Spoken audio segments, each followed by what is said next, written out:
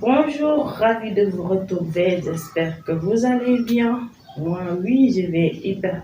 bien. Bref, alors aujourd'hui, on va continuer sur le cas de porte-à-porte, d'accord? Parce que là, on avait dit qu'on devait creuser pour mieux comprendre. Mais là, parce que nit ñi nga mel noonu ngay jàppee ñu pour man affaire bi ay wax la ay rumeur la rek et que ça n'existe pas hein, franchement. Mais là, dafa nekk lu am sax avec des preuves palpables. Après avoir enduré tout cela, elles viennent brandir sur les réseaux sociaux leur vie de femme battante, femme accomplie. En plus des fameuses influenceuses, des listes qui circulent en disent plus. Il y aurait, entre autres, des mannequins, certaines tiktokeuses, etc. La jeune fille qui a eu le courage de venir dévoiler cette affaire qui éveillait déjà les soupçons raconte que « ils m'ont prise dans tous les orifices. Ils m'ont étouffée avec leur pénis jusqu'à vomissement. Ils m'ont même fait boire mon vomi et il y a un qui a uriné et déféqué dans ma bouche. » Suite à ce témoignage, des vidéos ont commencé à fuiter de leur circuit.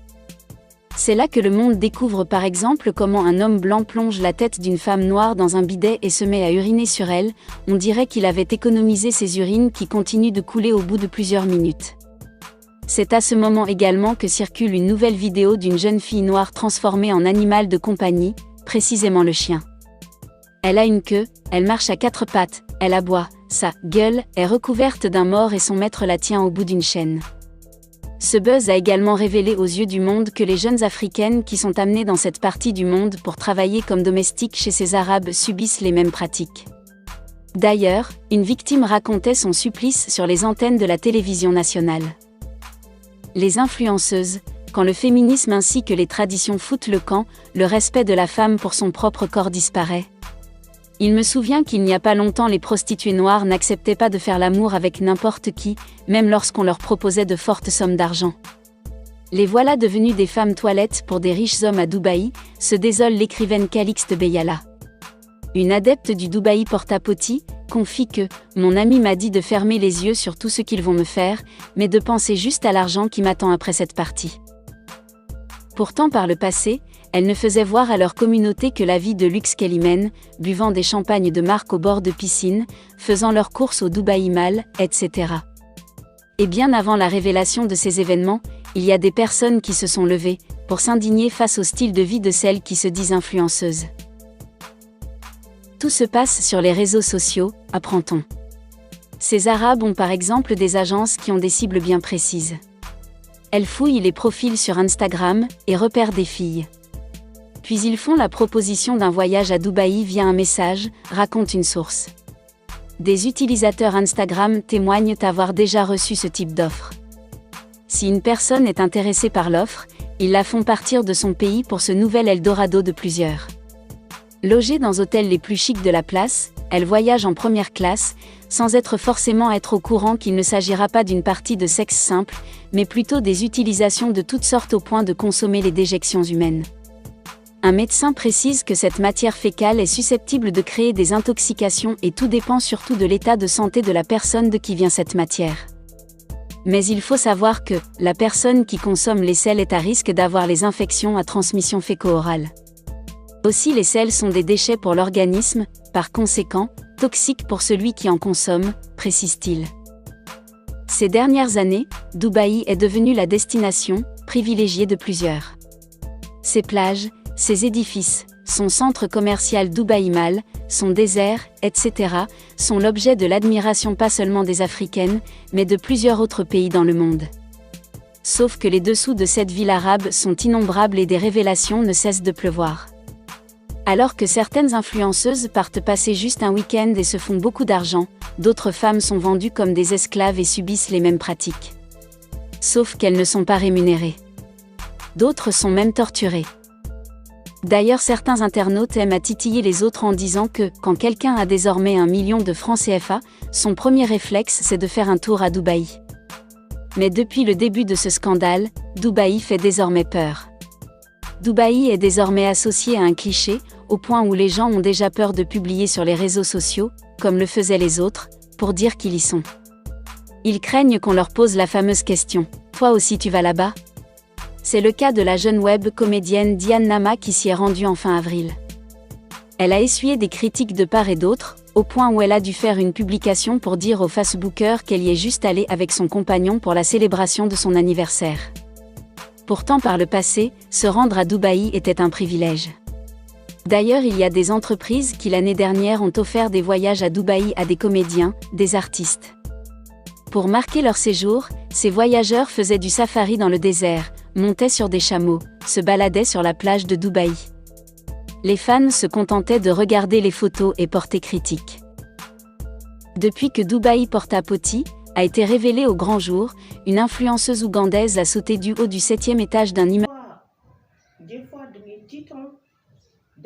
que ça n'existe pas, alors que ça existe bel et bien. Je me suis dit que,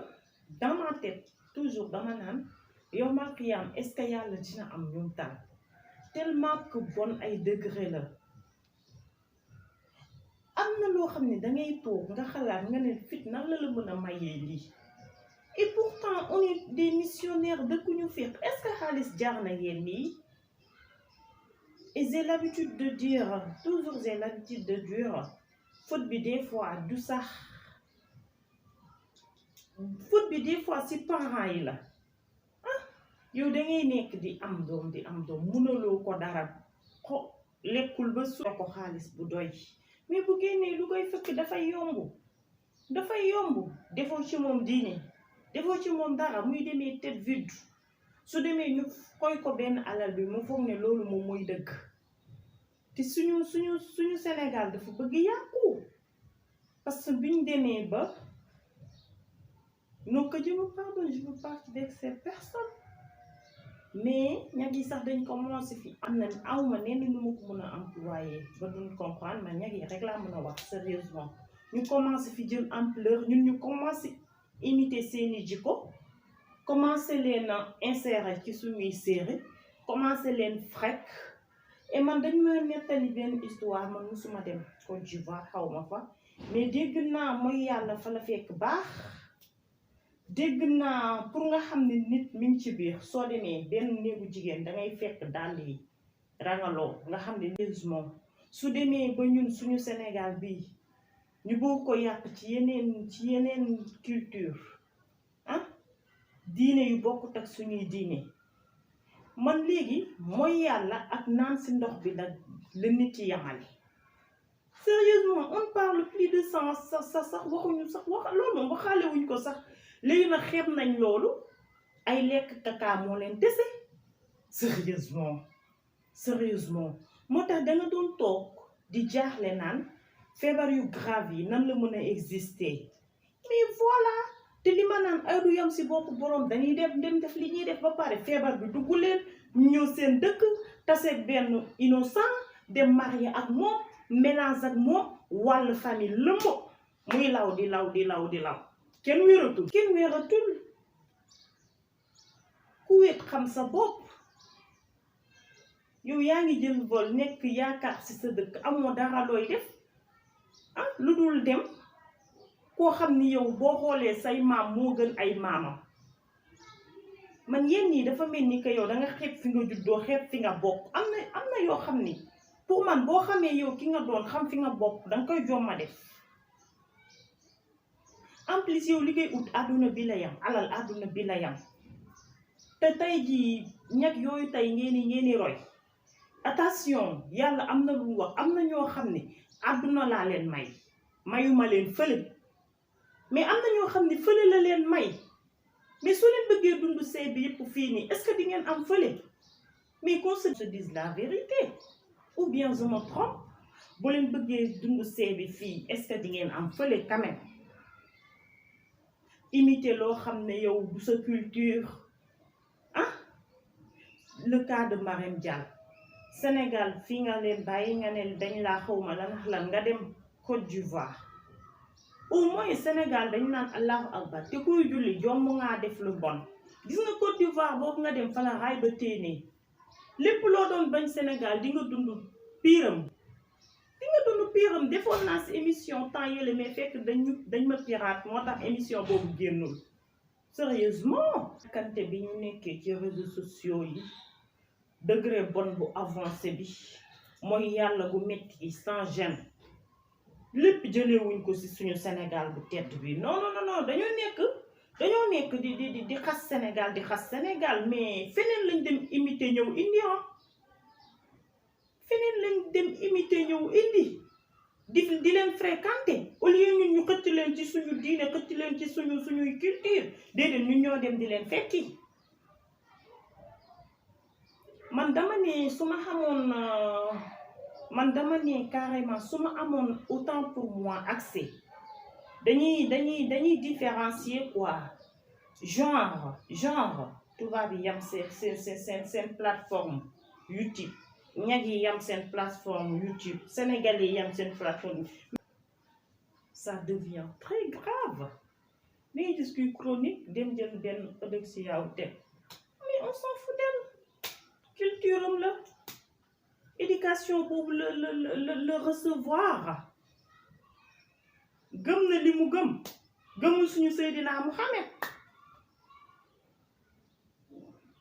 donc nit ñi nga xam ne ñoo gëm Seydina Muhammad nañ jéem a roy ci ñoom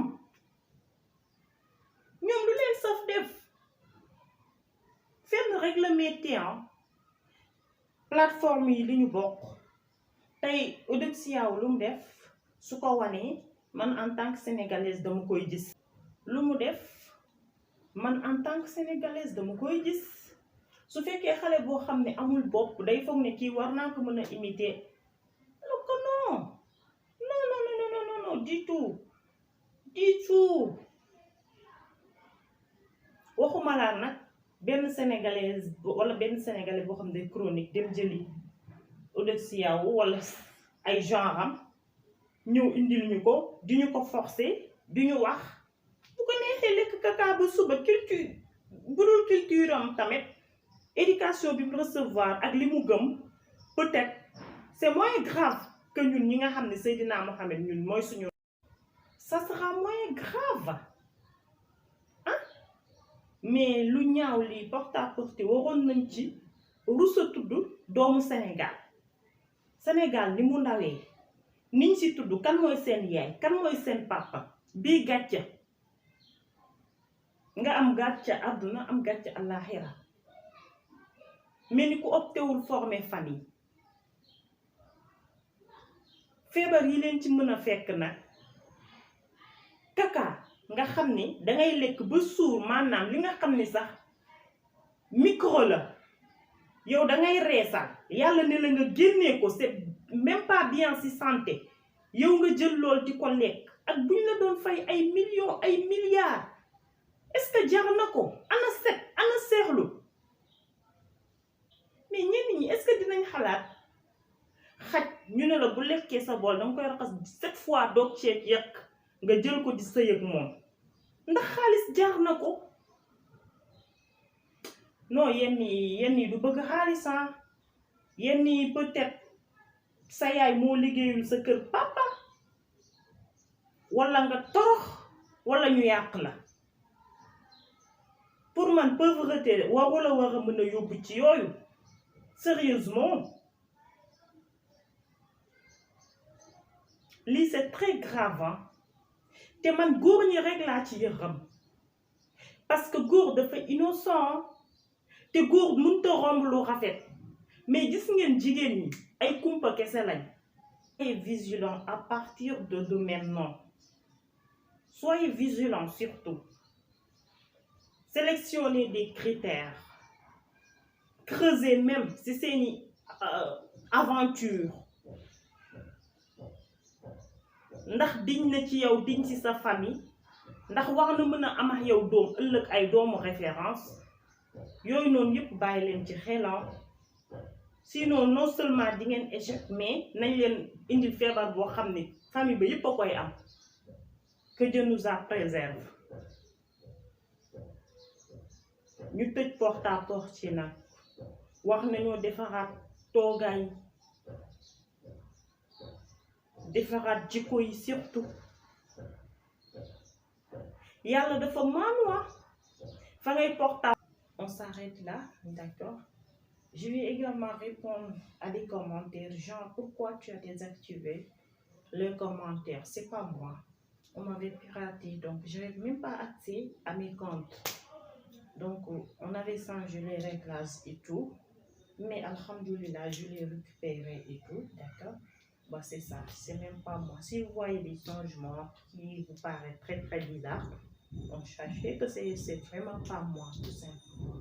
Alors, je vous remercie autant que vous êtes, d'accord? Euh, Portez-vous bien d'ici là. On se donne rendez-vous pour un autre numéro. D'ici là, portez-vous bien. Au revoir.